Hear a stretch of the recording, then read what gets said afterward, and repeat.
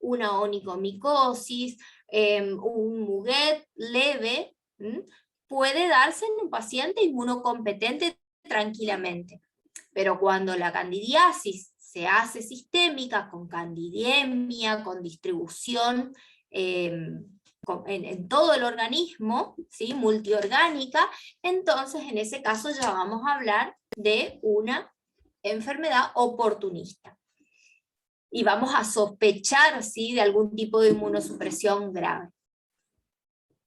Por otro lado, dentro de las levaduras también vamos a estudiar al criptococo, ¿sí? La criptococosis causada por el Cryptococcus neoformans. La criptococosis, o sea, ustedes vayan teniendo en cuenta, agarrándose de aquellos nombres que le pueden indicar el aspecto que puede tener el microorganismo, porque acuérdense que ustedes tienen que estudiar muchísimos microorganismos, y si pensamos en un criptococo, estamos pensando en algo que no es una bacteria, ¿sí?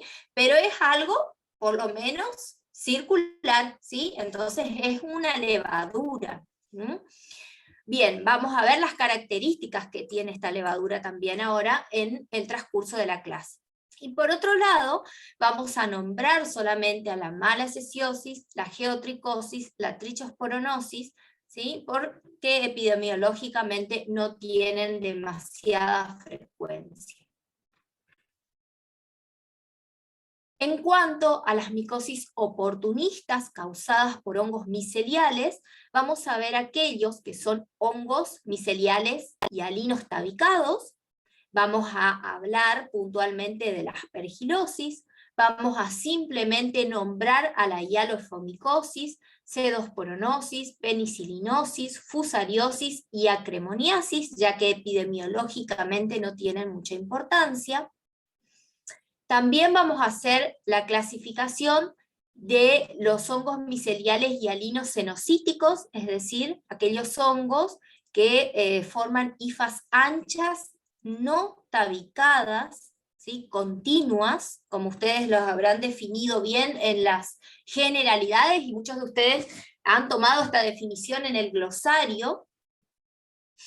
Y estos hongos cenocíticos causan afecciones que se denominan mucormicosis. Vamos a nombrar a los hongos miceliales pigmentados tabicados. Aquí tenemos las feoifomicosis, curbularia, exofiala y alternata. También, como son poco frecuentes, las vamos a nombrar simplemente porque además tenemos muchos microorganismos para nombrar hoy, para hablar hoy. Bien, ¿cuáles son entonces estos factores predisponentes que hacen que estos microorganismos invadan, ¿sí?, y que puedan generar enfermedades realmente graves? Primero tenemos que tener en cuenta las alteraciones de la barrera cutáneo-mucosa. Cuando me refiero a esas alteraciones, pueden darse por quemaduras o por ruptura de la barrera mediante la utilización de un dispositivo, ¿sí?, un dispositivo externo, como ser los catéteres, las sondas, y eso hace que al romperse la barrera, entonces ingrese, por ejemplo, la cándida, que es la que nosotros lo tenemos como flora normal.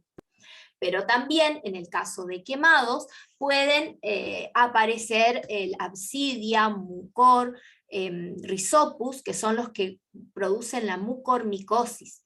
Por otro lado, tenemos que también tener presente que la mucormicosis es una micosis que se da cuando hay alteraciones en el estado ácido-base. Entonces, en el caso de enfermedades metabólicas como la diabetes o las acidosis metabólicas, vamos a ver que muchas veces vemos unas zonas necrosadas que avanzan muy rápidamente, que pueden llegar a confundirnos con una fascitis necrotizante y a veces incluso actúan de manera conjunta, y resulta que es una mucormicosis en esa región. La candidiasis también puede hacerlo, digamos que en segundo lugar puede ser la segunda en esas situaciones. Por otro lado, vamos a referirnos a las enfermedades oncohematológicas como leucemias, linfomas y trasplantes. Acá invaden candidiasis, mucormicosis, aspergilosis, fusariosis, y las alteraciones de la inmunidad celular, como nombré anteriormente, el SIDA, ¿sí? Cuando los recuentos de CD4 están por debajo de 200 células, eso que siempre recalcamos, entonces empiezan a aparecer las enfermedades oportunistas, de las cuales ustedes ya deben ir tomando nota, ¿sí? Porque cuando desarrollemos el tema de HIV-Sida, vamos a hacer una lista que es muy larga, pero si ustedes fueron tomando nota desde el principio de año, van a ver que la mayoría de ellas ya las hemos nombrado, y se les va a hacer mucho más fácil.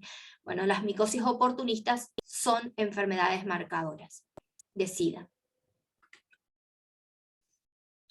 El uso de inmunosupresores, en el caso de trasplante de órganos, también predisponen.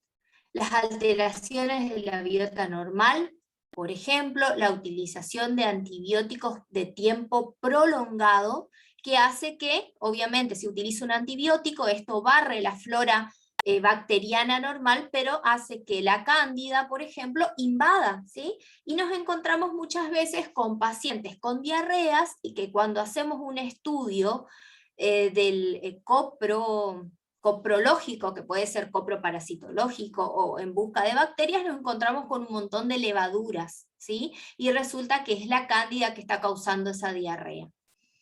Las alteraciones en el número o función de los neutrófilos, los pacientes neutropénicos, teniendo en cuenta que los neutrófilos son las principales células que fagocitan a las levaduras. Entonces, si hay una neutropenia, obviamente que las levaduras van a invadir y diseminarse, hacerse sistémicas. Alteraciones anatómicas, como EPOC, o las cavernas, que se quedan después de una tuberculosis, y que generan un ambiente para que se formen las bolas fúngicas por Aspergillus, ¿sí? En una aspergilosis cavitaria. Y por otro lado, ¿sí? También las personas alérgicas. Bien. Entonces, ¿cómo vamos a hacer el diagnóstico de las micosis oportunistas? Nosotros vamos a decir que el diagnóstico directo, la observación microscópica directa y el cultivo en el agar Saburó, por supuesto, son la técnica de elección a la hora de hacer un examen, un análisis y tener un resultado confirmatorio. Sin embargo, cuando nosotros tratamos con este tipo de pacientes, no siempre es fácil obtener la muestra, ¿sí? Fíjense que estamos pensando en pacientes neutropénicos, plaquetopénicos, donde pueden producirse hemorragias a la hora de tomar una muestra de este tipo. Entonces, muchas veces tenemos que prestar mucha atención a la clínica y no dejar pasar la posibilidad de que se trate de una micosis. Cuando tenemos un paciente con mucha fiebre, que evidentemente tiene un cuadro sistémico, y empezamos con un tratamiento antibiótico empírico para cubrir las bacterias, por ejemplo, si el paciente está hospitalizado, ¿sí? Las bacterias intrahospitalarias más frecuentes, los cocos positivos, las enterobacterias, y resulta que la fiebre no baja, entonces debemos pensar que puede también tratarse, ¿sí? De una micosis, y entonces deberíamos agregar al tratamiento una anfotericina B, que es el antifúngico que más se utiliza en estas cuestiones de micosis sistémicas. Bueno, otras opciones al diagnóstico micológico directo son la búsqueda de antígeno o la biología molecular, por supuesto con el costo que esto significa. Por otro lado, también tenemos los métodos indirectos.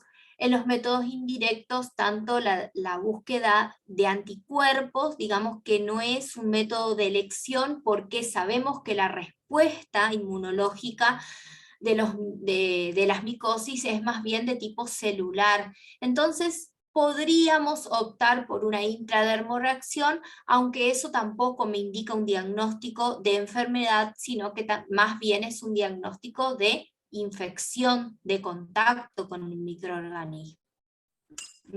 Así que no son de elección los métodos indirectos.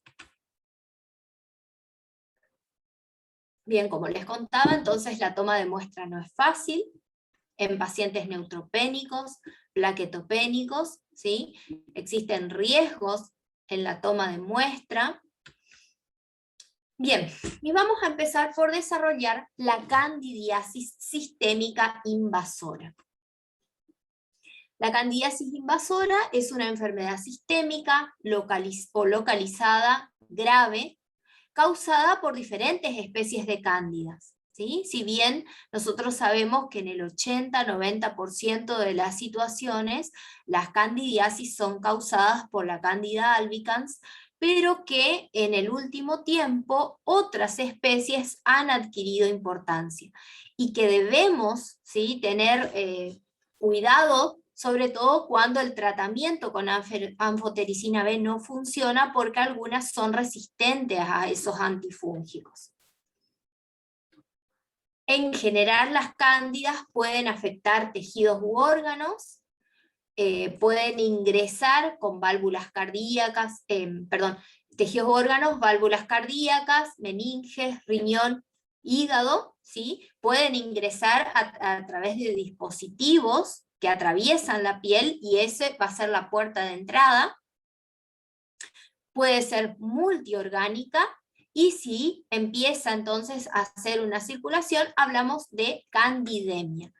Y la candidemia va a tener una puerta de entrada que va a estar asociada a un dispositivo externo, una sonda o un catéter. Se va a dar una candidiasis aguda diseminada en una primera instancia. Posteriormente vamos a tener una candidiasis crónica diseminada, y luego la candidiasis se hace multiorgánica y puede llevar a la muerte. Las especies que los producen, siempre teniendo en cuenta la forma anamorfa, digamos, la forma de reproducción asexual, que es la que se encuentra en el hombre, que es la especie cándida, ¿sí?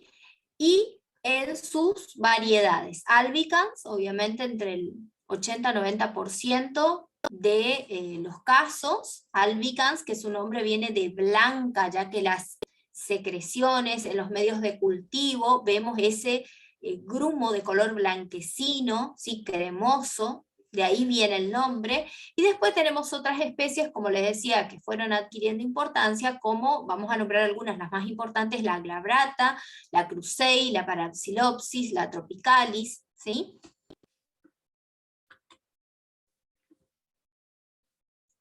Bien, entonces decíamos que la candidiasis, al formar parte de la microbiota normal, obviamente que la mayoría de las veces se da por desplazamiento del resto de la flora normal. Pero en algunas situaciones vamos a ver que esa candidiasis es exógena.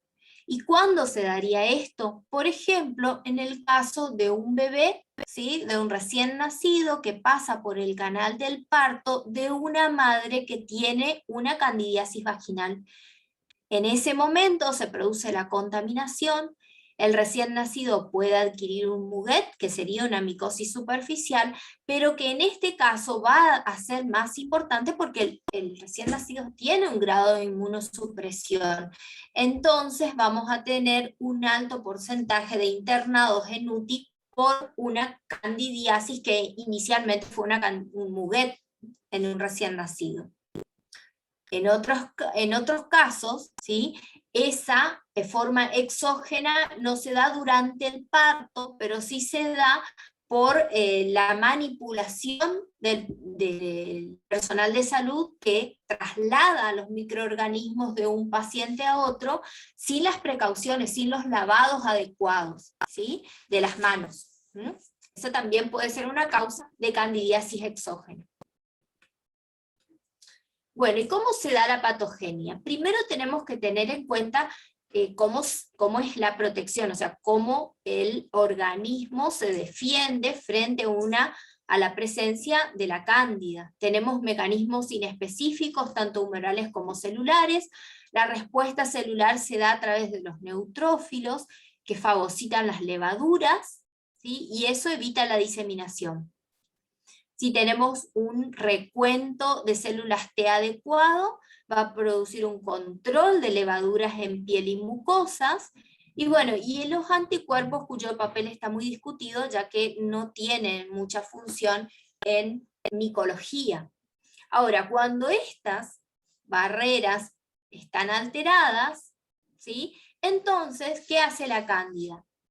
Se adhiere a los diferentes epitelios, se adhieren y además empieza a producir enzimas líticas, exosaminidasas, proteinasas, fosfolipasas, ¿sí? Vamos a ver que las levaduras pueden empezar a reproducirse y vamos a tener entonces la presencia de los pseudomicelios. Recuerden que los pseudomicelios son las levaduras con sus levaduras hijas, que al tener paredes muy gruesas y al ser una replicación muy rápida, no llegan a separarse completamente y entonces forman esas largas cadenas que a los ojos de un observador no experimentado puede confundir con un micelio. Por otro lado, también vemos que puede producirse la translocación intestinal y cutánea en los recién nacidos. Vemos entonces cómo se produciría esta candidiasis invasora.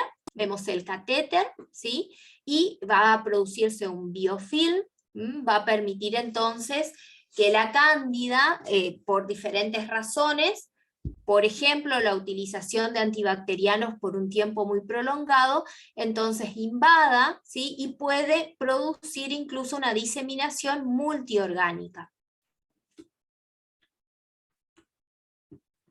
Vemos acá entonces el caso de recién nacidos, en UTI, debido a una candidiasis invasora, y pueden causar entonces candidemia, meningitis, neumonía, endocarditis, artritis, osteomelitis, costocondritis, miositis, peritonitis, esofagitis, y vamos a hacer hincapié en este último punto, ¿sí? La esofagitis producida, o sea, la candidiasis esofágica, que comúnmente se la conoce más así, candidiasis esofágica, que es una característica en pacientes con SIDA. Cuando yo veo una candidiasis esofágica y si el paciente no tiene diagnóstico de HIV, porque a veces los pacientes ya debutan con SIDA, ¿sí? Nosotros vamos a ver ahora cuando veamos virología que el HIV tiene diferentes estadios, que puede ser que nosotros detectemos de manera asintomática en un control, o puede ser que se detecte ya por la aparición de una enfermedad marcadora. Y esa enfermedad marcadora podría ser una candidiasis esofágica. Vemos acá cómo también puede darse una candidiasis ocular o cutánea. Bien, bueno, en el caso de los pacientes neutropénicos, cuando ese cuadro se da, se le suministran sustancias que estimulan la proliferación de las colonias y vamos a tener nuevos neutrófilos, pero esos neutrófilos no son funcionales y entonces puede ser que la cándida siga, digamos, diseminándose. Por lo tanto, lo mismo que les decía anteriormente, si yo tengo un paciente que tiene fiebre, ¿sí? Que yo voy a solicitar un hemocultivo, y en el cual persiste, digamos, la fiebre a pesar de la utilización de antibióticos de amplio espectro, o que cubran aquellas bacterias más frecuentes, entonces tenemos que pensar que puede tratarse de una cándida que está diseminándose en ese paciente. Bien, entonces vemos lesiones en hígado, lesiones en vaso. ¿Y cómo vamos a hacer el diagnóstico de la candidiasis? Las muestras que obtengamos, que dependiendo de la ubicación, obviamente del cuadro del paciente, puede ser líquido cefalorraquídeo, puede ser un hemocultivo, o sea, sangre, puede ser hasta orina, puede ser pueden ser distintas, entonces dependiendo de la ubicación del cuadro del paciente, vamos a tener las muestras en las cuales vamos a hacer una observación microscópica directa. Como sabemos, para la cándida lo que vamos a ver son levaduras con o sin pseudomicelios. En el caso de la cándida tiene la particularidad de que es un hongo que si yo coloreo con el Gram, ¿vieron el colorante que utilizábamos en bacteriología? Bueno, acá también lo puedo utilizar, y son Gram positivas, es decir, que se las va a ver de color violeta con el Gram, y son mucho más grandes que las bacterias, entonces son fácilmente identificables, además que son clásicos, digamos, esas especies de como pseudomicelios o en pares, ¿sí? Son bastante característicos. Por otro lado, voy a hacer el cultivo, ustedes saben que tarda un poco el cultivo, en promedio tenemos unos 15 días aproximadamente que esperar, y en el cultivo lo que vamos a observar es un crecimiento de color blanco cremoso, brillante, húmedo, son colonias húmedas, y que obviamente cuando observo vuelvo a ver las levaduras con los pseudomicelios. Después otros menos importantes, la histopatología, la búsqueda de antígenos y la biología molecular, menos importante porque es más difícil el acceso a los mismos, ¿no? Y por otro lado tenemos los métodos indirectos. No se suelen utilizar los métodos indirectos, las detecciones de anticuerpos no son específicas, no siempre hay respuesta de tipo humoral, como ya lo hablamos anteriormente, y también existe la intradermoreacción, muy similar a la que se utiliza en las micosis sistémicas endémicas, pero no se utiliza habitualmente. Entonces, por excelencia, la observación microscópica directa y el cultivo. Bien, como nombramos anteriormente, las muestras que podemos tener, hemocultivos, ¿sí? Obtención de aislamientos en cultivos a partir de otras muestras estériles, como líquido cefalorraquídeo y biopsia, detección de antígenos menos importante. A ver, para que no se me duerman, porque parece que estoy hablando mucho, ya me escucho mucho y me molesto yo misma, quiero que recordemos cómo se toma una muestra de hemocultivo.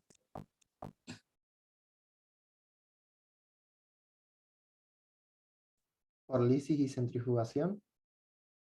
Pero ¿cómo obtenés? Tenés el paciente, ¿sí? Y tenés que sacarle un hemocultivo.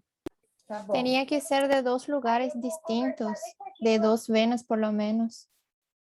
Claro, 2, ¿sí? 2 o 3 lugares distintos. ¿Qué más? ¿Qué otras condiciones habíamos dicho?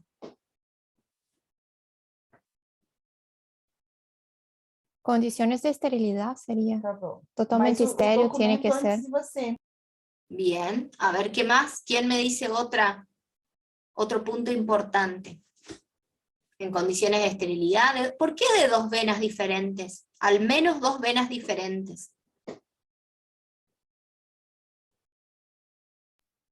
Justamente por el riesgo de contaminación, porque se va a colectar de un lado, puede ser que, no sé, me imagino yo que se puede contaminar en una primera colecta.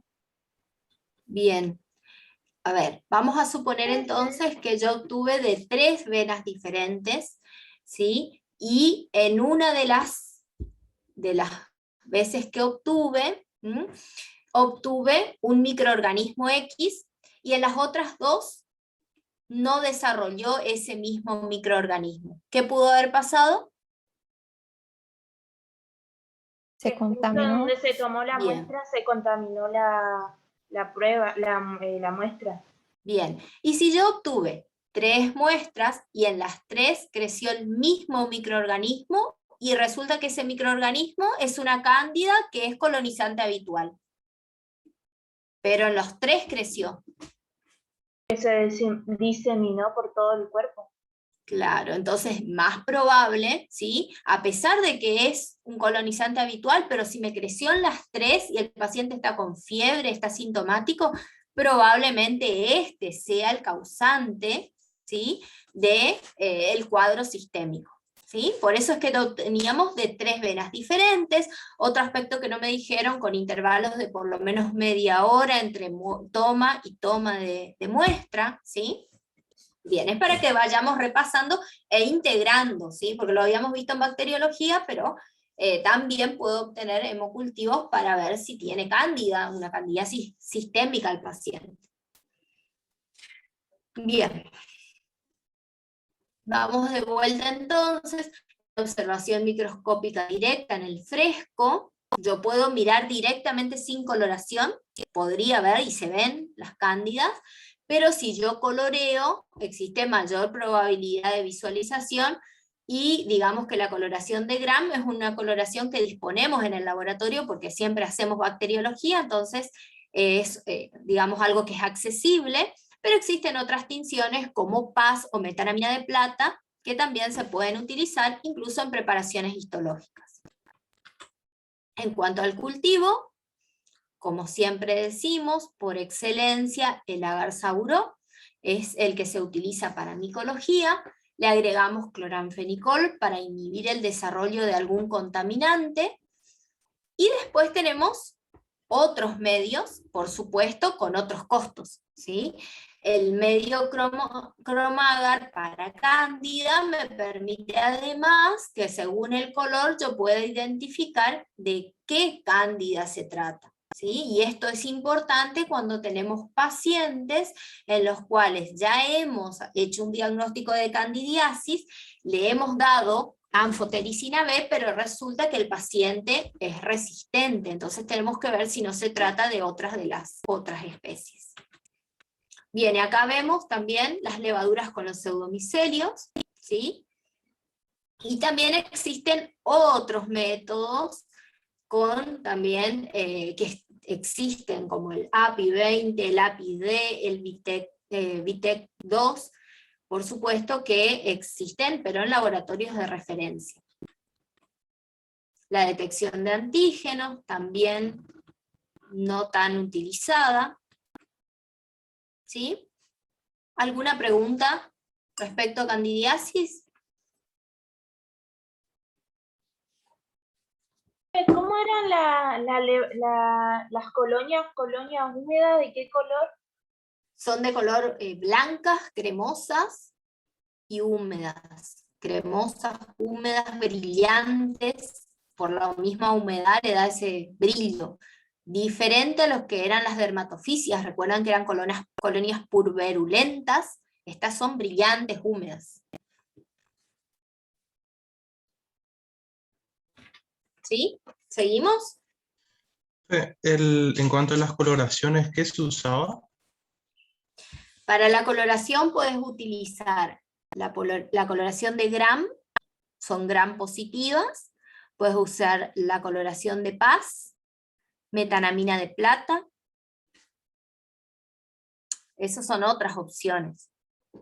Pero el Gram anda perfectamente, ¿sí? Y es accesible y tenemos en los laboratorios, digamos, convencionales, siempre el Gram vamos a tener. En el libro Y si dice no, el que fresco. se puede usar una que me parece con fluorescencia, blanco calcofluor. Sí, el blanco de calcofluor, sí, también. Si Esa es con tenés. fluorescencia, ¿no? El blanco de calcofluor, no recuerdo. Vamos a ver cómo, no recuerdo cómo se realiza esa coloración. Creo que nunca la hice. Pero sí, obviamente que tenés que tener otra disponibilidad. ¿Mm? Sí, pero también es otra opción. Pero sería Gropot más también. compleja, digamos. Más Claro, no típica. está disponible, no está al alcance. No es que compramos eso, sino que un Gram sí lo tenemos siempre. Y anda bien, aparte, ¿sí? No es que con el otro anda mejor.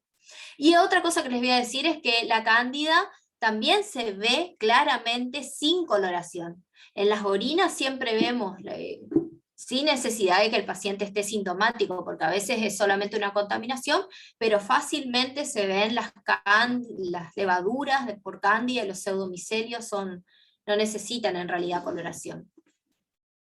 Profe, ¿Sí? La anfotericina B, ¿por qué se utiliza solo en sistémicas, en micosis sistémicas?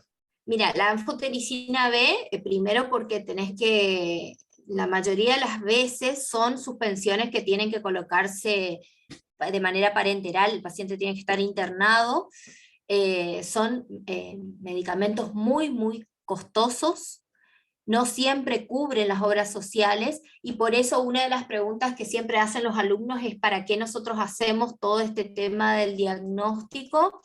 Si en realidad después hacemos el tratamiento de la misma manera. Bueno, vimos que hay algunas que son resistentes, y por otro lado que las obras sociales requieren el diagnóstico confirmatorio para darle al paciente el medicamento, por el costo que tiene. Entonces tenemos que llegar al diagnóstico definitivo.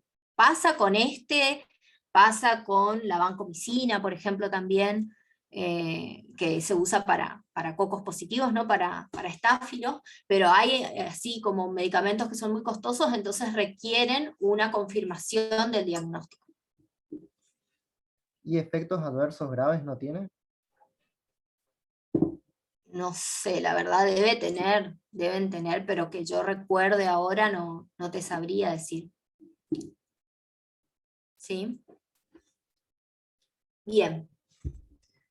Bueno, seguimos entonces con la criptococosis. Como yo les dije, siempre vamos a tratar de utilizar todo lo que podemos de los nombres para poder recordar, ¿sí? Sin confundirnos de que no se trata de una bacteria, sino que es un hongo, pero que es un hongo levaduriforme porque tiene justamente el nombre, ¿sí? El nombre me indica que es una levadura. La única forma que presenta es la forma levaduriforme. Es una micosis profunda, sistémica, es cosmopolita, es una enfermedad infecciosa causada por una levadura capsulada del género Cryptococcus, y la mayoría de las infecciones graves se dan en inmunosuprimidos. Ahora vamos a ver que hay solamente una variedad que puede afectar a inmunocompetentes también, pero la mayoría, para la mayoría tiene que haber algún grado de inmunosupresión, como el SIDA, los linfomas, los trasplantes, ¿sí? Va a haber un foco primario pulmonar que no siempre va a ser sintomático. Y volvemos sobre este concepto, ¿sí? El paciente que tiene SIDA no se muere de SIDA, se muere de estas enfermedades que ha adquirido a lo largo de su vida. Generalmente lo adquiere en la juventud, ni siquiera se entera que lo tuvo, el sistema inmune lo contuvo, pero permanece de manera latente. Y cuando se da esta inmunosupresión que nosotros no podemos frenar es cuando aparecen todas estas otras enfermedades, ¿sí? Entonces, el foco primario no siempre es evidente, ese foco pulmonar, pero sí cuando hay una disminución de la respuesta celular, esta criptococosis avanza, y la mayoría de las veces en el paciente con SIDA es una criptococosis meningia. Tal es así que el cuadro, debido al estado del paciente, no desarrolla como una meningitis convencional, sino que el paciente llega a la guardia caminando con un poco de mareo, dolor de cabeza, y ese es todo el cuadro que tiene, y por eso a veces es difícil también hacer el diagnóstico. En cuanto a la clasificación taxonómica, tiene una forma teleomórfica que digamos que tiene el nombre de Filobasidiela, pero no es la que me interesa porque no es la que se encuentra en el hombre. La forma asexual, que es el Cryptococcus, es la que la tenemos como parásito en nuestro organismo. Y allí vamos a tener el Cryptococcus neoformans, variedad Grubi, variedad neoformans y variedad Gatti, dentro de las más importantes. Vamos a ver que la variedad Gatti es la que puede encontrarse en pacientes inmunocompetentes, las otras aparecen en los pacientes inmunosuprimidos. En cuanto a la distribución geográfica, como dije anteriormente, es universal, pero hay algunas especies que se encuentran, o variedades mejor dicho, que se encuentran en la zona de Australia y África, como la variedad Gatti, Y eso lo vamos a relacionar con que vieron que en Australia lo que tenemos muchos son eucaliptus y tenemos muchos koalas, ¿sí? En las fosas nasales de los koalas es donde se alberga el Cryptococcus. Digamos que eso no es lo que más nos importa, porque a menos que nos vayamos a vivir a Australia, no corremos el riesgo de contagiarnos de esa manera. Pero ¿cómo nos podríamos contagiar nosotros? Por las deyecciones de las palomas, ¿sí? En la materia fecal de las palomas se eliminan estas levaduras. ¿Y qué pasa? Esa materia fecal cae al suelo, se seca y se hace entonces como muy pulverulenta, y eso con el viento hace que podamos incorporarlo, y de esa manera adquirimos las levaduras, ¿sí? Entonces, fíjense, el doctor siempre habla de la cantidad de palomas que existen en las plazas, en las grandes ciudades, ¿sí? Pero sin ir más lejos, para los que estamos acá en Santo Tomé, en los colegios, no sé si ustedes alguna vez fueron a los colegios de acá. ¿Alguno visitó la escuela normal, por ejemplo? ¿O fue a la escuela normal? Porque debemos tener alumnos que egresaron de la escuela normal. ¿Alguno fue a algún colegio donde habían muchas palomas? Yo no sé por En qué. la normal hay muchas palomas en la escuela normal. Y bueno, por eso digo, si alguien egresó de acá, de la escuela normal, debe recordar la cantidad de palomas que tenemos ahí en la escuela normal, que hasta, no sé, se buscan formas de ahuyentarlas, porque en realidad es un foco infeccioso, ¿sí? Bien. Bueno, en Buenos Aires vemos que en las plazas centrales, ¿sí? También hay muchas palomas, y bueno, las palomas buscan esos edificios antiguos para hacer sus nidos, y resulta que de esa manera están contaminando los lugares. Sin hablar de que después, si eso se destruye, o si tenemos lugares en construcción, entonces peor, porque ahí hay movimiento de tierra, y digamos que existe todavía mayor probabilidad de que nos podamos infectar. Lo que pasa es que tal vez nosotros tenemos algún foco primario, pero como estamos inmunocompetentes no nos enteramos, y tal vez no nos enteremos nunca, ¿sí? Ojalá. Pero el problema se da cuando por alguna razón tenemos una inmunosupresión. Bien. Entonces, para establecer una analogía, para que vayamos, digamos, organizando lo que vinimos estudiando, habíamos visto, ¿sí? En el guano, ¿se acuerdan el guano de los murciélagos o de algunas aves? ¿Qué teníamos? ¿Qué nos podíamos contagiar?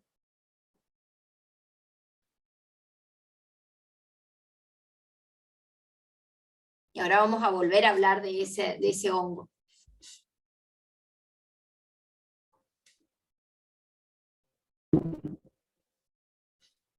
¿Histoplasmosis?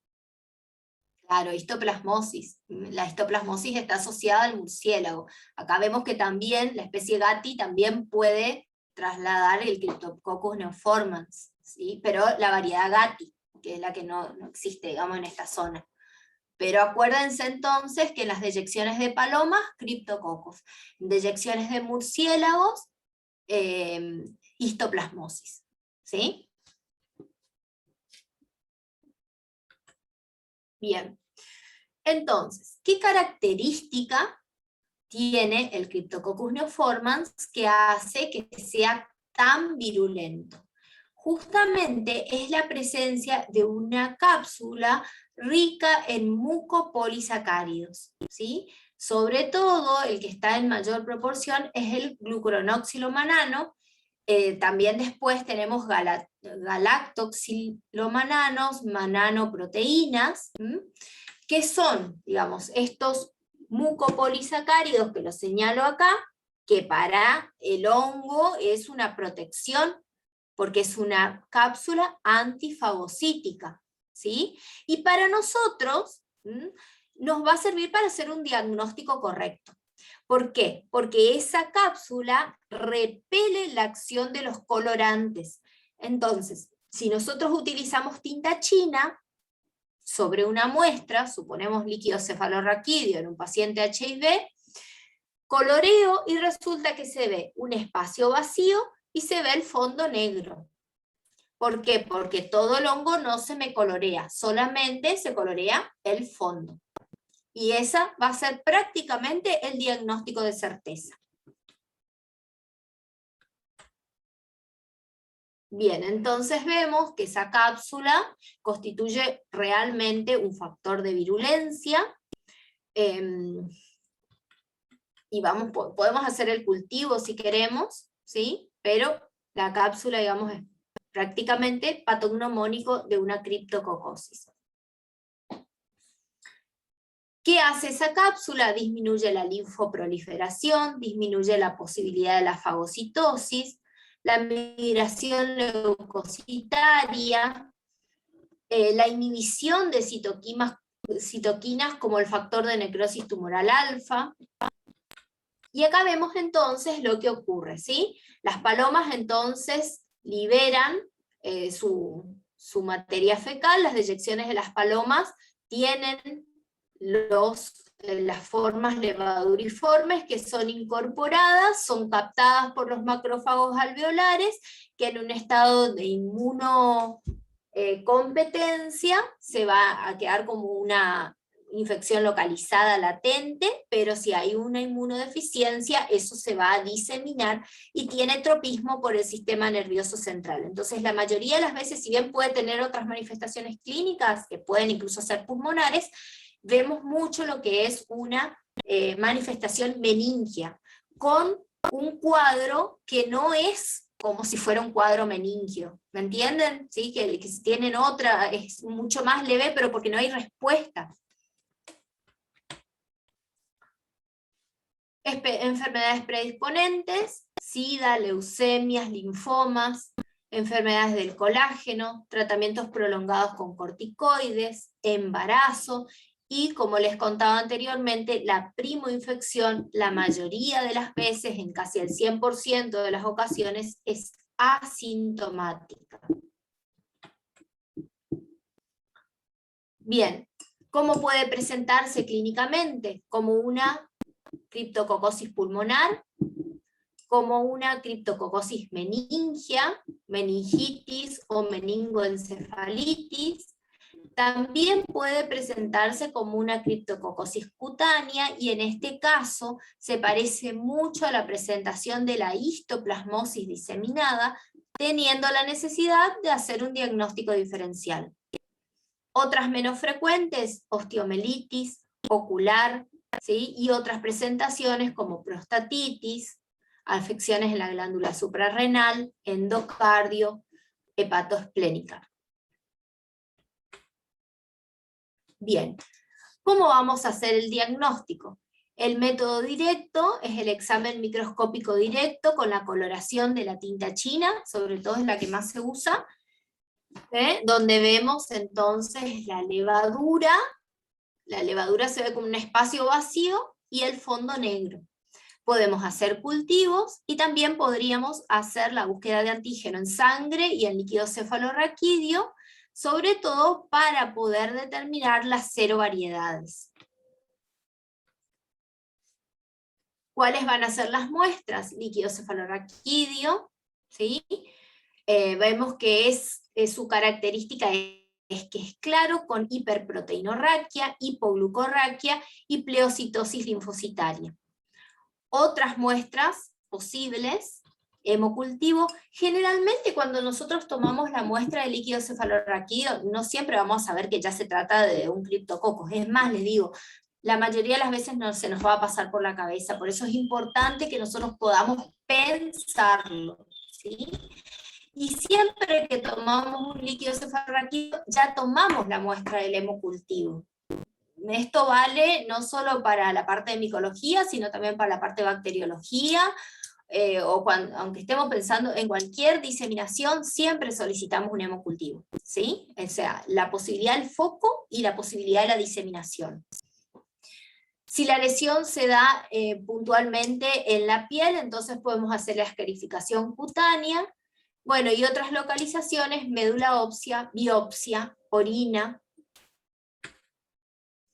Vemos nuevamente cómo ante un diagnóstico directo y con una coloración se ven las levaduras, ¿sí?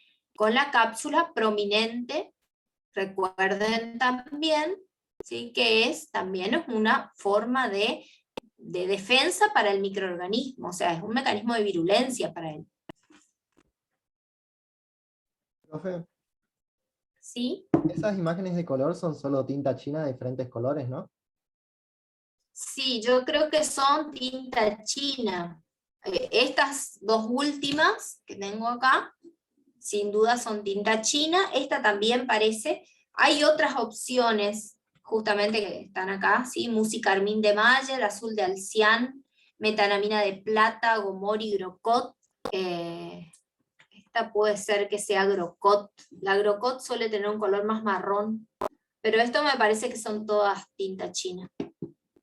Aparte, piensen ustedes que acá nosotros les nombramos otras posibilidades, pero si yo les digo como que tinta china es más fácil de conseguir que las otras opciones, ¿sí?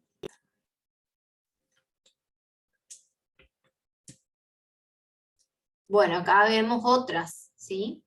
Pero siempre para que podamos ver la levadura, cómo se la ve con su cápsula, ¿sí? Vieron de vuelta acá la tinta china. Si quisiéramos, podríamos hacer un cultivo a 28 a 37 grados, se van a ver siempre las levaduras, ya que es monomórfico, ¿sí? Y bueno, como les decía anteriormente, podemos hacer la detección de antígenos mediante la prueba de aglutinación con partículas de látex para ver las diferentes serovariedades. Esto ya más bien para un estudio epidemiológico más que nada.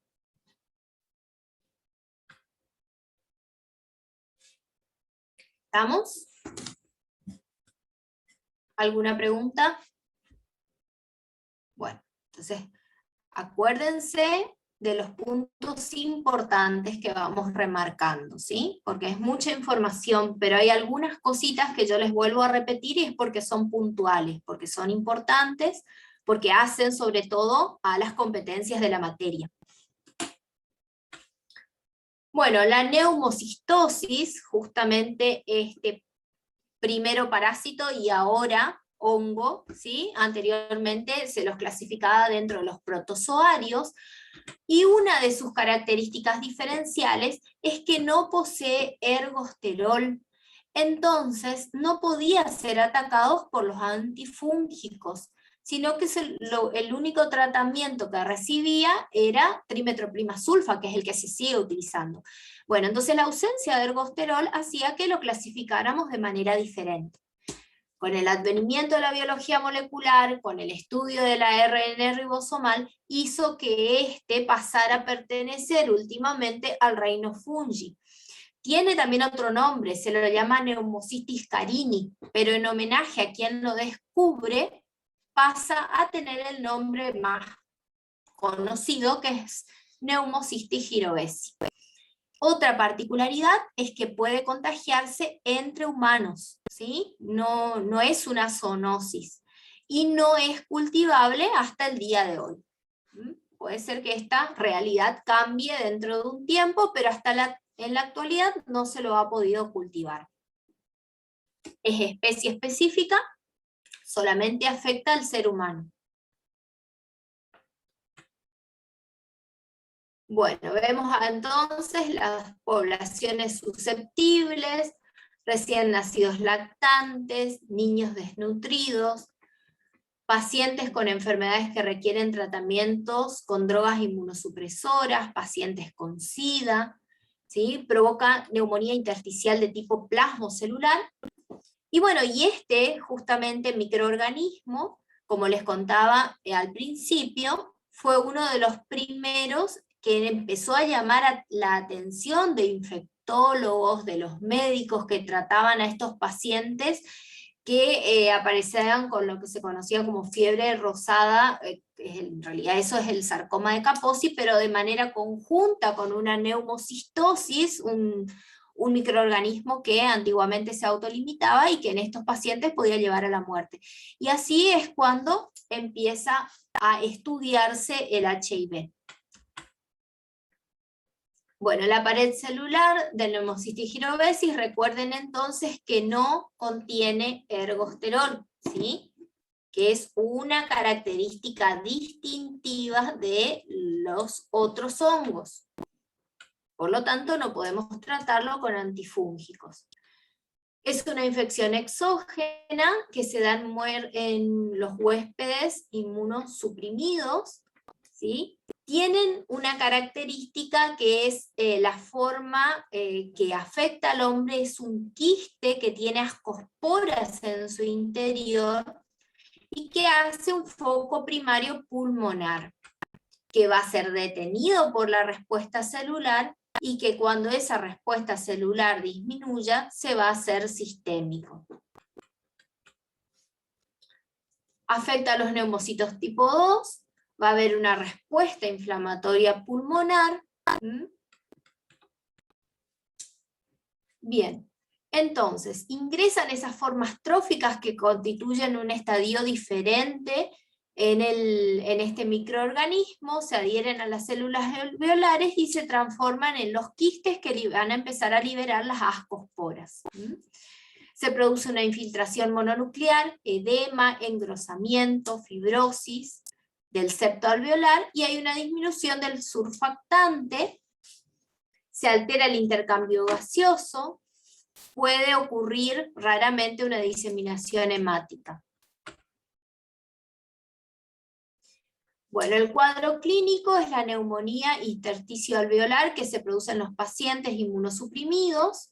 Las muestras, si bien la muestra ideal hubiese sido un esputo seriado, como en el caso de los pacientes con tuberculosis, o como en el caso de los pacientes que tienen una micosis sistémica endémica con foco pulmonar, no siempre el paciente puede expectorar, ¿sí? Esa es una dificultad que suelen tener, y entonces tenemos que hacer un lavado bronquialveolar.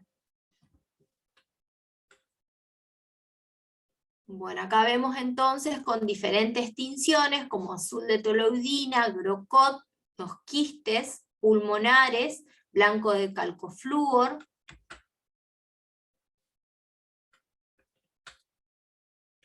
Bueno, entonces, ¿qué tenemos que recordar del Pneumocystis gyrovesi?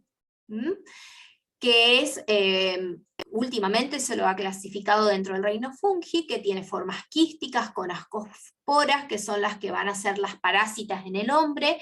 Vamos a tener una primoinfección pulmonar que va a ser, digamos, mantenida de manera latente hasta que haya una diseminación por la disminución de la respuesta celular, a causa de una inmunosupresión, ¿sí? Que no tiene ergosterol en su estructura, y eso hace que no podamos tratarlo con los antifúngicos convencionales, que sería la anfotericina B porque es sistémica, y que tengamos que tratarlo con trímetroprima sulfa. Bien. No sé cómo estamos con la hora porque no tengo... Bueno. Vamos a hacer un leve repaso de la histoplasmosis. La histoplasmosis sí es térmicamente dimórfica, pero nosotros lo volvemos a estudiar acá dentro de las oportunistas. Una particularidad de los oportunistas es que todos son monomórficos, ¿sí? Pero la histoplasmosis es sistémica endémica, la volvemos a estudiar dentro de las oportunistas porque su manifestación extrapulmonar se la considera también una enfermedad marcadora. Como ustedes vieron anteriormente, en la forma saprófita se lo ve como micelios y alinos tabicados, con microconidias y algunas macroconidias de paredes rugosas, ¿sí? Y que en la forma levaduriforme lo que vemos son, o sea, la forma parásita a 37 grados, se ven las levaduras que pueden ser intra o extra macrofágicas. Y dentro de los macrófagos se los ve como si fuera un casquete polar o como si fuera una media luna, ¿sí? Eso es lo que nos dice la bibliografía. Es decir, que se le ve como un espacio.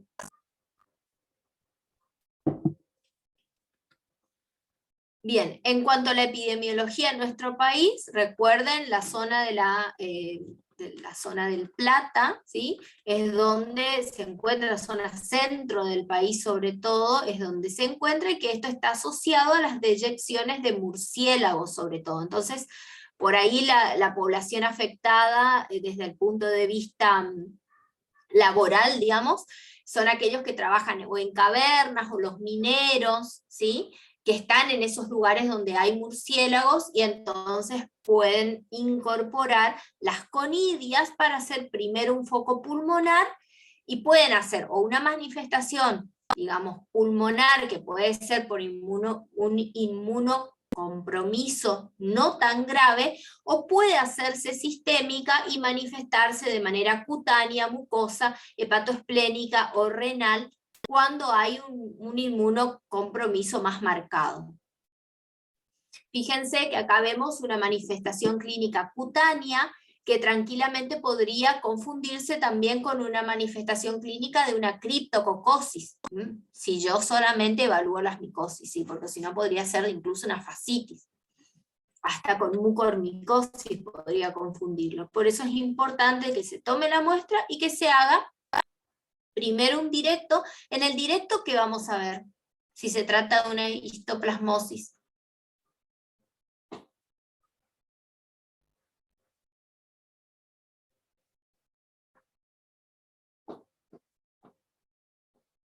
¿Las conidias eran o no? En el directo. Las En el levaduras. directo es cuando yo estoy tomando, ¿de dónde estoy tomando la muestra? Cuando hago un directo. Saco la muestra y miro, ¿sí? Me ubico, ¿a qué temperatura está acá? Dentro del tejido sería las Claro. levaduras. Entonces vamos a ver las formas levaduriformes. Exacto, yo podría tener, por ejemplo, con Giemsa, ¿sí? Y voy a ver entonces la levadura dentro del macrófago o afuera del macrófago. Si está dentro del macrófago se ve como media luna. Fíjense, para que ustedes puedan hacer una asociación, en el caso de la histoplasmosis yo coloreo con Giemsa porque estoy viendo células fagocíticas, ¿sí? O sea, busco verlo dentro de una célula fagocítica, y fíjense que ustedes cuando hacen un frotis, tiñen con Giemsa. ¿Para ver qué? Para ver glóbulos blancos, para ver glóbulos rojos, ¿sí? Entonces por eso uso la misma tinción. Bueno, acá vemos formas ulceradas, también esto hace pensar en un oportunismo, ¿sí? En un paciente con inmunodeficiencias graves. Bien, y entonces los que les preguntaba recién, vamos a hacer un método directo, en la microscopía directa voy a ver la levadura, porque acabo de sacar la muestra del paciente a 37 grados, y cuando cultivo a 28 y 37 grados, veo cosas distintas. A 28 grados voy a ver el micelio hialino tabicado, con las micro y macroconidas con paredes rugosas, y a 37 grados voy a ver las levaduras. Podría ser también búsqueda de antígenos, pero digamos tiene menos importancia que estas formas de cultivo. El agar, siempre el agar saburó por excelencia, puedo usar agar-lactimel, papa, pero siempre el mejor es el saburó. Y acá vemos otras presentaciones cutáneas, ¿sí? Diseminadas, subagudas o agudas. Otras muestras que podemos tener, entonces en la piel, escarificación de la piel. Si pensamos en una diseminación, siempre el hemocultivo, acuérdense, esputo, lavado bronquialveolar, si el paciente no puede expectorar, y de vuelta a ver cómo se ven las formas levaduriformes y las formas saprófitas.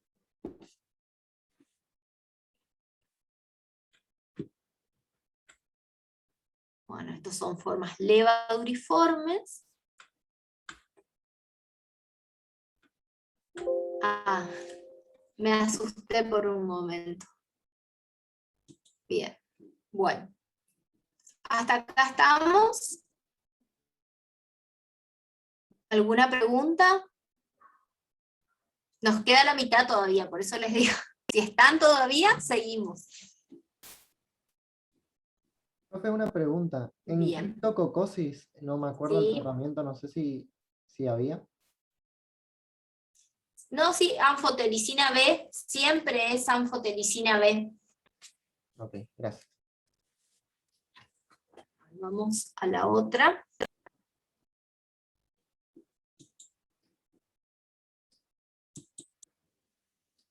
¿Ven la pantalla así? Sí, profe. ¿Sí? Psicosis Bueno, oportunistas aparece en la misma. sí, seguimos. Solamente que hasta ahora hemos visto los hongos levaduriformes, hemos visto el neumocistis, girovesi, y vimos, bueno, la histoplasmosis, digamos que ya les expliqué por qué lo estudiamos ahí, que es dimórfica, pero la volvemos a ver como oportunista. Y ahora vamos a ver las oportunistas causadas por hongos filamentosos, ¿sí? Monomórficos filamentosos. Entonces, todas estas son de fuente de infección exógena, a diferencia de las levaduriformes en las cuales algunas veces se produce de manera endógena. Estas son todas exógenas. Hay un claro compromiso del sistema inmune también, tanto inespecífico como específico, y acá también adquieren mucha importancia las alteraciones anatómicas y fisiológicas que pueda tener el huésped, que favorecen el desarrollo de estos microorganismos. Los hongos filamentosos, tenemos los hialinos tabicados, ¿sí? Y, dentro de ellos dijimos que vamos a referirnos a la aspergilosis. Los hongos filamentosos, hialinos, cenocíticos, y vamos a referirnos a la cigomicosis causadas por por la mucormicosis, Rhizopus, Absidia y Mucor. En cuanto al diagnóstico micológico directo, siempre va a ser el examen microscópico, lo que yo observo al microscopio, y después vamos a hacer el cultivo, ¿sí? Pero como son monomórficos, siempre veo la misma estructura, que dependiendo de cuál es el microorganismo va, digamos, a tener diferentes características, mejor dicho, características particulares, ¿sí? Que hace a ese microorganismo. Por otro lado, estoy cambiando la imagen, ¿ustedes no ven? Ah, ¿no? No, profe. Porque me preguntaron en el chat. ¿No? No, ¿No ven yo estoy cuando viendo cambio? yo estoy viendo la de micosis oportunista y 2 honguitos, la diapositiva ahí. Ah, Se ve estás la viendo la primera. anterior. Bueno. No sé por qué vemos eso.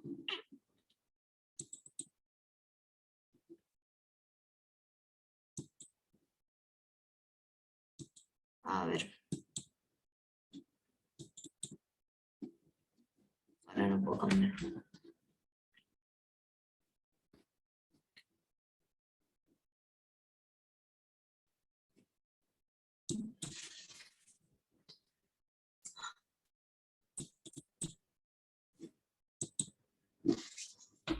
¿No ven cuando cambio? No hay una flor grande. Ahora Ahí sí. sí. Ahora sí. ¿Y ahora? Ahí salió Sí. del Ahora maximizado. ven. Ahora sí. Bueno, Ahora sí. perfecto. Así Seguimos. cambia. Entonces, igual había pasado 3 más. Bien.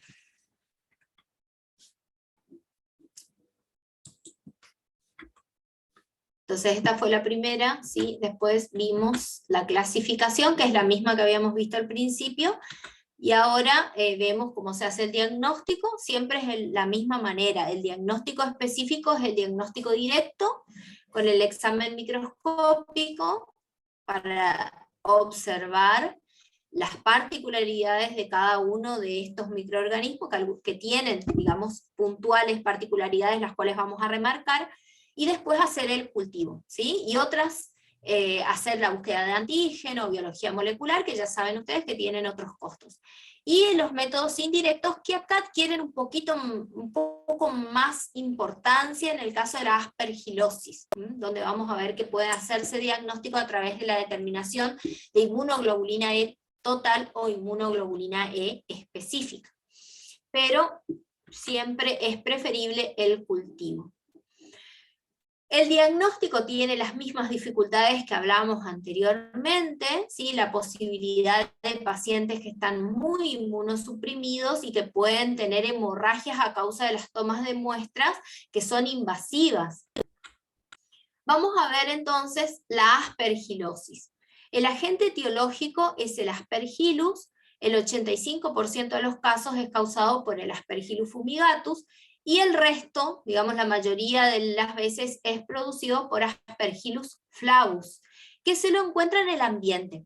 Entonces vamos a ver que están presentes en el polvo, en los alimentos contaminados, en los filtros de aire acondicionados, en las construcciones, ¿sí? En las plantas, en los conductos de agua, y realmente son un problema sobre todo cuando tenemos pacientes alérgicos o pacientes que tuvieron tuberculosis previa. Ya vamos a ver por qué. Las características del agente patógeno y los factores de patogenicidad tienen que ver con el diámetro de las conidias y su impacto a nivel pulmonar, la capacidad de soportar diferentes temperaturas, la velocidad del crecimiento y la capacidad de adherencia, y la producción de sustancias como toxinas, hemolicinas, quitinas, enzimas, ¿sí? Que afectan al paciente, por supuesto. La vía de ingreso va a ser la vía inhalatoria, y si las barreras anatómicas mucociliares están intactas, digamos, estas directamente se encargan de eliminarlos hacia el exterior. Pero el problema es cuando existe una modificación en esas barreras, y entonces las conidias o los esporóforos ingresan, ¿sí? A nivel pulmonar, y si se encuentran a nivel pulmonar con cavernas, por ejemplo, entonces empieza su replicación y empieza a formarse una bola fúngica, que es lo que vamos a ver ahora en el caso de la aspergilosis cavitaria. Otros factores protectores son la PCR o proteína C reactiva, el fibrinógeno. Si hay una adecuada respuesta celular, digamos que también existe menos probabilidad de que tengamos una aspergilosis grave. El diagnóstico, el esputoseriado, en este caso sí puede realizarse. El paciente, la mayoría de las veces, en casi todos los casos, puede expectorar de manera adecuada, y esta siempre va a ser la muestra de elección. Sobre todo porque cuando yo tengo este tipo de paciente, lo primero que voy a pensar es que se trata de una tuberculosis. Esa es la realidad. Entonces, le solicitamos el esputoseriado, y en ese mismo que yo hago el estudio de tuberculosis, también puedo evaluar si no se trata de una aspergilosis. ¿Me explico? Entonces, en esa muestra hago un diagnóstico diferencial. En el caso de que el paciente no pueda expectorar, o si se trata de niños, vamos a hacer un lavado bronquial alveolar o un aspirado bronquial. Otras muestras, punción, biopsia. Los hemocultivos tienen baja sensibilidad porque no suele diseminarse por vía hemática. Y podemos hacer coloraciones para poder observar, ¿sí?, al microorganismo. Acá vemos algunas coloraciones: Giemsa, Grocot, hematoxilina eosina, blanco de calcoflúor también. En la observación microscópica directa, ¿qué voy a ver? Voy a ver la característica del hongo. Es un micelio hialino tabicado dicotomizado. ¿Qué significa que sea dicotomizado? Que tiene como un ángulo, ¿sí?, de 45 grados, como que si tuviera dos ramas si fuera un árbol, dicho en vulgar. Pero en realidad la palabra correcta es decir que es dicotomizado, formando ángulos de 45 grados. Y eso es sobre todo lo que voy a ver cuando tengo la muestra del paciente en el examen directo. Va a ser mi primer resultado.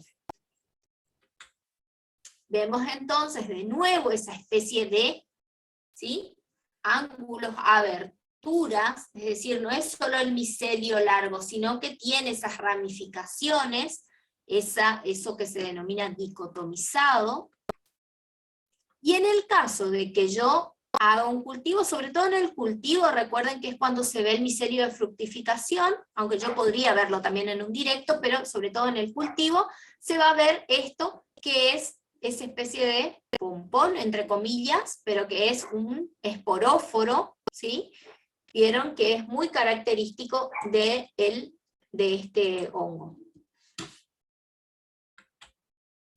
Acá vemos que las diferentes especies tienen la misma estructura de reproducción, pero que tienen ligeras diferencias en cuanto a su distribución. Y eso me sirve para terminar de hacer el diagnóstico.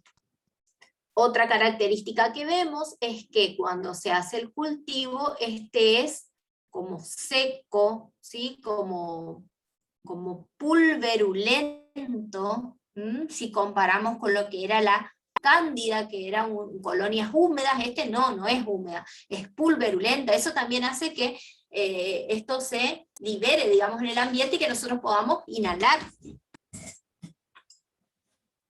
Bueno, ahí vemos también siempre la característica del esporóforo, ¿sí? Y el micelio, que está a continuación, en el extremo del micelio. Entonces, si tuviéramos que hacer un diagnóstico serológico indirecto, les decía yo que en este caso adquiere mayor importancia la determinación de inmunoglobulinas. La inmunoglobulina G podría ser determinación de inmunoglobulina G por inmunodifusión o contra inmunoelectroforesis, y la inmunoglobulina E total para saber si está aumentada, y la inmunoglobulina E específica contra el Aspergillus para saber justamente si es esta fracción la que está aumentando la inmunoglobulina E total. Por ejemplo, por el método de RIA. Existen también las pruebas cutáneas. De nuevo decimos, las pruebas cutáneas nos sirven para determinar si hay infección, pero no que haya enfermedad. Entonces es más bien un estudio epidemiológico más que nada. ¿ELISA no se usa en este caso? Sí, se puede utilizar. Digamos que para cuando buscamos anticuerpos, ¿sí? Las técnicas de elección para anticuerpos es la inmunodifusión radial. Pero cualquiera de las técnicas que buscan anticuerpos se pueden utilizar. Es, digamos, indistinto. La técnica no les vamos a preguntar sí, qué se busca. Eso es importante, saber qué buscamos. Bien. Entonces, ante la exposición a los esporos del Aspergillus podemos tener una aspergilosis invasora, que puede darse por la alteración de la fagocitosis, por un paciente que tiene neutropenia. Recuerden, los neutrófilos son los que principalmente fagocitan este tipo de microorganismos, y acá al estar alterado entonces favorece a la diseminación. Los trasplantes, los glucocorticoides, tratamientos prolongados, enfermedades granulomatosas crónicas, otras como el citomegalovirus, ¿sí? Después tenemos la broncopulmonar debido a las alergias, en el caso del asma y la fibrosis quísticas, la necrotizante crónica por otro tipo de inmunosupresión o pacientes con predisposición como el EPOC, alcoholismo y diabetes, y aquella que le vamos a dar un poco más, vamos a hacer hincapié por su relación con una tuberculosis previa, que es la intracavitaria, ¿sí? Donde van a haber espacios, donde van a haber cavernas que predisponen a que ese paciente desarrolle y dentro de esa caverna se multiplique el Aspergillus.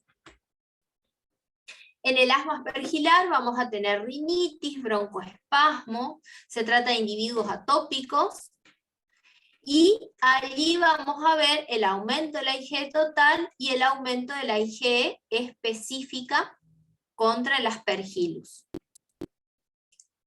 La aspergilosis broncopulmonar, producido por una hipersensibilidad de tipo 1 o de tipo 3, con estimulación de CD4 T helper 2.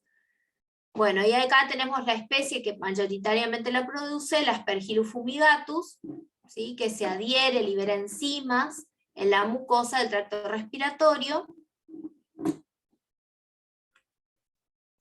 Bueno, esto Les dejo las imágenes después para que miren. La aspergilosis broncopulmonar alérgica, que el diagnóstico se va a realizar con un esputo, donde se va a observar en el examen directo las hifas tabicadas dicotomizadas. Y luego se hace el cultivo. Podemos hacer el cultivo a las 2 temperaturas, y recuerden que al ser un hongo monomórfico, yo observo siempre la misma estructura. Micelios hialinos tabicados, dicotomizados, pero se puede visualizar de mejor manera el esporóforo, tan característico. El nombre Aspergillus, ¿vieron que parece un plumerito? Bueno, yo le digo un pomponcito, un plumerito, pero solo para que ustedes recuerden, ¿sí? No me vayan a decir después al doctor eso, porque no le va a gustar. Pero el nombre Aspergillus viene justamente del utensilio que utilizan en la misa para tirar el agua bendita, ¿sí? De ahí viene el nombre. Bueno, lo otro ya hablamos. Profe, ¿y tiene alguna forma de describirse el esporóforo? No, así como me decís, como Margarita, o como hablábamos en los Como otros casos. pomponcito o algo así. Pero que sea... No, nunca leí en la bibliografía pomponcito, eso le estoy diciendo yo. No, un esporóforo nomás, no. No. Si me acuerdo les digo, pero la realidad es que no. Porque ya su nombre, digamos, viene de un nombre vulgar, Aspergillus. Bien. Bueno, acá vemos entonces el aspergiloma unilateral. Vemos que la liberación de las enzimas proteolíticas, la fricción mecánica produce la ruptura de capilares, y en ese caso vemos por eso hemoptisis también, y eso también hace pensar primero en una tuberculosis antes que en una aspergilosis. Y entonces el diagnóstico lo hacemos a través del esputo o del lavado bronquialveolar. Recuerden que no siempre hay diseminación hemática, entonces los hemocultivos no siempre son útiles en este caso, ¿sí? Y vemos las hifas hialinas tabicadas dicotomizadas. Podemos hacer un cultivo donde vamos a ver el esporóforo. Bueno, también podemos recurrir a la serología para ver la inmunoglobulina G, o la detección de IgG total, que va a estar aumentada a expensas de una inmunoglobulina E total aumentada a expensas de una inmunoglobulina E específica contra Aspergillus.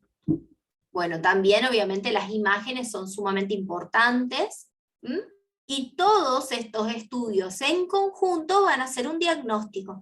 Recuerden ustedes que el diagnóstico se logra cuando nosotros realizamos un conjunto, ¿sí?, de análisis que todos convergen en colocar el mismo nombre, digamos, nombre y apellido a la enfermedad. Bueno, tenemos entonces estas imágenes, se las dejo.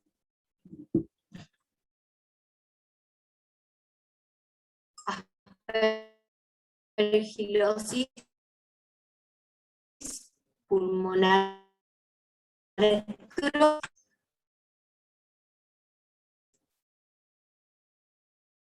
Bueno, siempre recurrir al esputo, al lavado óptico, ¿sí? Los hemocultivos no son de utilidad. Bueno, entonces, ¿cuándo sospechamos de una aspergilosis invasora? En pacientes neutropénicos, ¿sí?, que persisten, en los cuales persiste esa neutropenia. Es decir, tenemos menos de 100 neutrófilos, siguen pasando las semanas, tenemos menos de 500 neutrófilos en 5 semanas, entonces, bueno, si el paciente trae una clínica y yo estaba pensando en una tuberculosis, tengo que encender mi lamparita y pensar que puede también que no sea esto, ¿sí? En trasplantados, en pacientes con corticoides, de uso de corticoides, sobre todo de manera prolongada, en pacientes que no responden a la antibiótico terapia, ¿Mm? Piensen ustedes en el paciente que les llega, ¿sí? En el paciente que nosotros vamos a pensar, porque eso va a pasar, vamos a pensar que se trata de un paciente con tuberculosis, que le vamos a dar el tratamiento empírico a pesar de una vaciloscopía negativa. ¿Mm? Porque recuerden que cuando vimos tuberculosis dijimos que si persiste la sospecha, yo le doy el tratamiento empírico igualmente hasta tener el cultivo de la tuberculosis, que lleva mucho tiempo, ¿sí? Pero, ¿qué pasa? La vaciloscopía continúa siendo negativa, yo le estoy dando antibióticos, y bueno, entonces tengo que empezar a pensar en que puede ser otra la etiología de ese cuadro del paciente.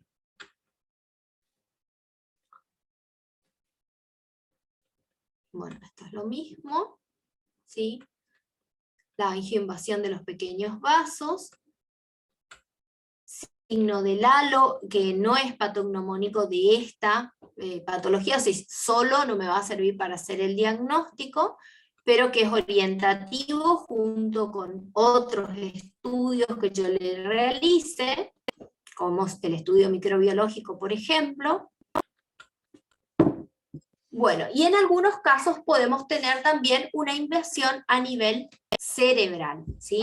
Pero, ¿cuál es el problema cuando tenemos la aspergilosis cerebral, es que la única muestra adecuada para confirmar mi diagnóstico es una biopsia, y entonces termina siendo, digamos, muy invasiva. Entonces la toma de muestra, ¿no? La mayoría de las veces el diagnóstico se termina haciendo post-mortem. Otras formas, queratitis, endoftalmitis, corioretinitis, como para que sepamos que existen también, ¿sí? Cuando descartamos, digamos, todas las otras posibilidades, como una retinopatía por toxoplasma o por citomegalovirus, y me voy quedando sin alternativas, recuerden que tenemos que pensar también que puede tratarse de una aspergilosis diseminada. Hepatoesplénica, ¿sí? Bueno, y otra vez el diagnóstico, ¿está? Entonces recuerden la toma de muestra, ¿sí? Siempre es preferible que sea un esputo, porque es el menos invasivo para el paciente. En este caso vamos a poder obtener de este paciente, porque el paciente puede expectorar de manera adecuada, entonces lo hace en un frasco estéril, y de paso diagnosticamos de manera paralela para tuberculosis, ¿sí? Hacemos un diagnóstico diferencial. Y después existen las otras opciones, que son las técnicas indirectas, la detección de anticuerpos, de tipo sobre todo IgE, para ver si tenemos anticuerpos específicos para Aspergillus. También acompañan a este diagnóstico, obviamente, las imágenes. Si vemos una cavitación, si sabemos que además los antecedentes, que el paciente tuvo tuberculosis, o porque el paciente es un alcohólico, tiene POC, ¿sí? También nos van a orientar hacia nuestro diagnóstico. Bien, y la prevención, ¿cómo hacemos prevención en este caso? Bueno, en pacientes inmunosuprimidos, tener cuidado con los alimentos, tener cuidado con el polvo que se libera, ¿sí? Que no estén cerca de lugares donde están en construcción.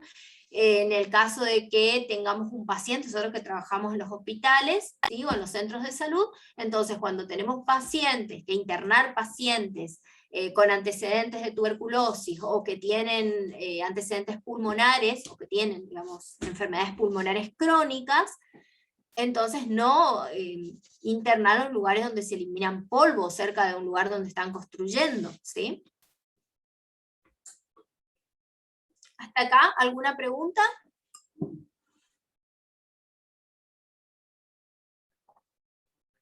Bueno, vamos a ver entonces el otro hongo micelial de importancia por su oportunismo. Es la cigomicosis con C o con Z, ¿sí? La bibliografía varía mucho en este sentido. También se la suele denominar mucormicosis, es otra de las denominaciones que recibe. Y es una enfermedad oportunista, ¿sí? Que si bien es rara, tenemos que pensarla en el caso de tener un cuadro, ¿sí? Porque un cuadro compatible con esta, y que puede ser compatible con otras enfermedades, pero avanza muy rápidamente, ¿sí? Entonces vamos a tener en cuenta algunos puntos importantes para poder sospecharlo. Comprende dos órdenes, mucorales y etomoforales. El mucorales es el más importante. Son cigomicetes, saprófitos de la tierra, entonces están en el ambiente también, en desechos vegetales, en los filtros de los aires acondicionados, en los sistemas de ventilación. También pueden contaminar los alimentos, sobre todo los granos, ¿sí? Y su característica fundamental es que se trata de micelios que no están tabicados, ¿sí? Es decir, que son micelios continuos, también denominados cenocíticos. No tienen tabicaciones. El orden mucorales comprende Rhizopus, Absidia, Mucor. Dentro de los más importantes también podemos nombrar Rhizomucor, ¿sí? Son hifas anchas, hialinas no tabicadas, micelio cenocítico. Bien. Tiene tropismo por los vasos sanguíneos. Puede invadir a través de la piel, es decir, cuando tenemos algún tipo de lesión, porque puede ser incluso por un politraumatismo, un accidente, y que el microorganismo se encuentra en la tierra y puede acceder a través de él. Y desde ese punto invade de manera muy rápida, ¿sí? Produce entonces la invasión, trombosis, infarto, áreas de extensa necrosis que deben ser eliminadas de manera muy rápida para que no lleven a la muerte de manera rápida, y hay una diseminación hematógena. La vía de ingreso puede ser por la inoculación de esporas también, inoculación directa por politraumatismos, quemaduras extensas, apósitos contaminados, húmedos en sitios donde hay sondas nasogástricas, ¿sí? Vía digestiva también puede ser, pero sobre todo tiene que ver con una lesión de la piel. La mayoría de las veces se da por una ruptura de esa barrera anatómica, y entonces invade el mucor. Bueno, de vuelta, factores predisponentes. En el caso de los factores predisponentes, y como yo les dije, vamos a hacer hincapié, ¿sí?, en algunos puntos importantes. Un segundito.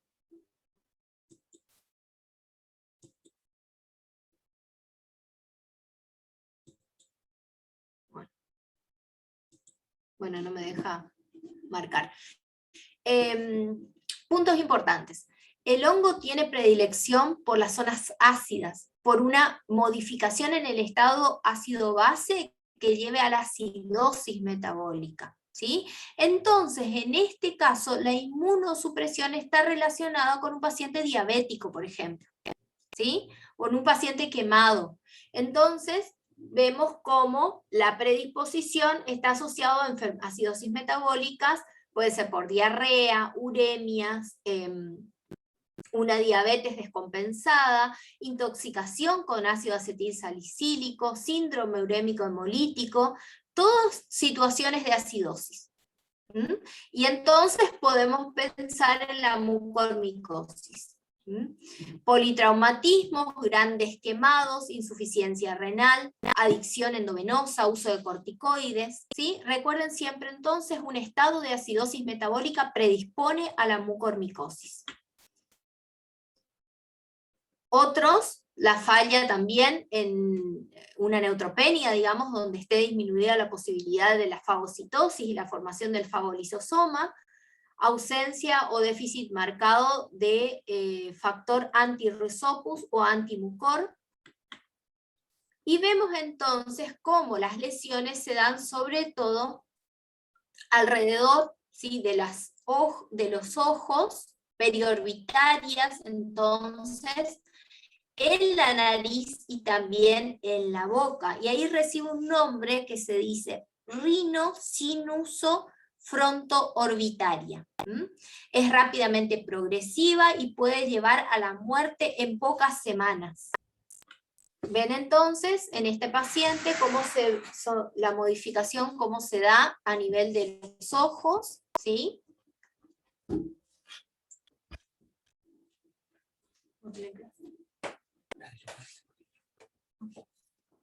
Bien.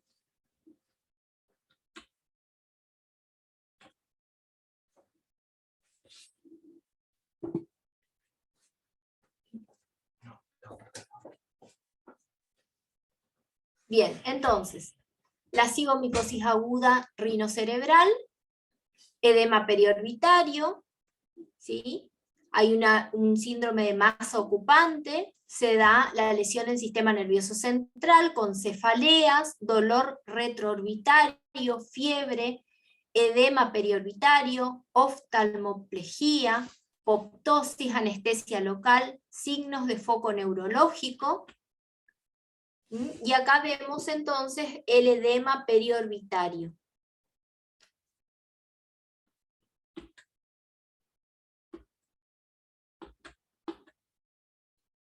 Bueno, acá vemos de nuevo, ¿sí?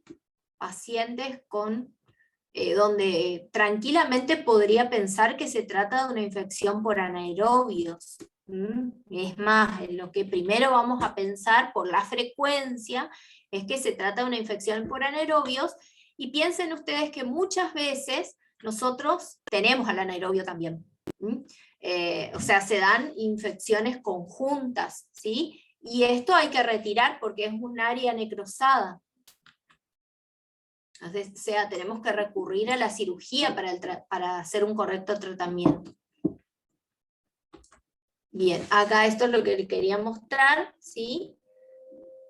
Parece mucho una fascitis necrotizante, y todo esto, esta área necrosada hay que retirar. Seguramente acá también algún Clostridium debe estar. Cigomicosis diseminada, puede también haber una diseminación a nivel de pulmón, corazón, sistema nervioso central, con leucopenia severa, diálisis.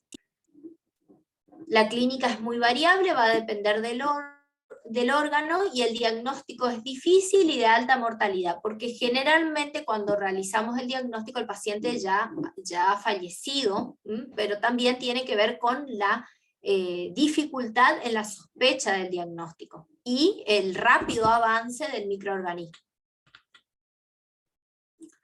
Bueno, ¿cómo vamos a hacer el diagnóstico? Por métodos directos, con un examen microscópico, donde vamos a ver las hifas anchas sin tabicamiento. Acuérdense que esa es su característica, de ser cenocíticas. Y podemos hacer también un cultivo. Estos también tienen esporóforos cuando vemos el cultivo. Entonces, hacemos un examen microscópico directo, en el fresco, ¿sí? Sin coloración, o utilizando la coloración, que aumenta la probabilidad de recuperación del microorganismo. Y posteriormente los cultivos. Y se ven hifas cenocíticas. Hifas cenocíticas, ¿sí? Acá vemos con tinción de hematoxilina eosina. De nuevo con una tinción de Groscop. Los medios de cultivo son los convencionales para micología, agar saburó, agar infusión cerebro-corazón, BHI. La incubación a 37 grados en 2 a 4 semanas. Y bueno, y acá un dato importante es que las muestras no deben ser maceradas, porque si no son muy lábiles, digamos, los microorganismos, y se rompen y no lo podemos visualizar correctamente. Bien, las colonias son algodonosas. Vemos entonces de vuelta acá como el micelio no tiene tabicamientos, y en el cultivo se ve también que tiene un esporóforo muy parecido al del Aspergillus, ¿sí? Capaz que no tiene tanto las conidios, el conidioforo, o sea, no tiene los conidios sueltos como en el caso del aspergillus. Bien. Y con esto, digamos, vamos finalizando este grupo de micosis, ¿sí?, que afectan a un grupo muy particular de pacientes, pero que cada vez se lo ve más porque justamente este tipo de pacientes están aumentando con los tiempos, con el tiempo, digamos. Que estas enfermedades, gracias a la utilización de los antirretrovirales y a los cócteles que se le dan a los pacientes con HIV, se ven menos, digamos, en ese tipo de pacientes, pero que también tenemos que pensarlos en otro tipo de pacientes, como los que utilizan corticoides de manera prolongada, como en el caso de la mucormicosis, los pacientes diabéticos, ¿sí? Cuando vemos un pie diabético, entonces pensar que también puede tener una colonización con un mucor, pensar en el paciente que tuvo una tuberculosis y que tiene de vuelta una manifestación pulmonar, que puede ser un aspergiloma, ¿sí? Pensar también en los primeros que vimos, la candidiasis esofágica como un signo marcador de SIDA, pensar en una criptococosis meningia, que también va a ser un signo marcador de SIDA. Entonces, esos puntos tener en cuenta, ¿sí?, sobre todo en este tipo de pacientes. Bien, ¿alguna pregunta sobre esto? El lunes, ¿qué se rinde entonces? El lunes. Sí. El lunes van a rendir generalidades, micosis superficiales, micosis subcutáneas. Eso. La de la última clase no. Las oportunistas no todavía, porque el miércoles ustedes van a tener casos clínicos de micosis oportunistas. ¿Y las sistémicas? Las sistémicas. Bueno, tampoco. Porque también van a tener el miércoles, van a tener sistémicas endémicas y oportunistas. O sea, la sistémica en teoría para el siguiente examen. Para la siguiente semana. ¿Sí? Okay. Y la semana que viene, en el teórico, ya arrancamos con diagnóstico virológico. Así que en biología ya vamos cerrando, ¿sí? Así que esta semana ya también vamos a ir cerrando el glosario de micología, para los que no han completado todavía sus palabras. ¿Está? ¿Alguna otra pregunta? ¿No? Bueno, cualquier cosa, ya saben, estamos en el foro, estamos a su disposición, ¿sí? Si nos tardamos un poquito en contestar, pero más de un día seguro que no. ¿Está? Si no, ustedes nos avisan si por ahí se nos pasa alguna pregunta en el foro. ¿Está? Bueno, chicos, nos vemos entonces. Les dejo para que repasen para el lunes. Chau, chau. Profe.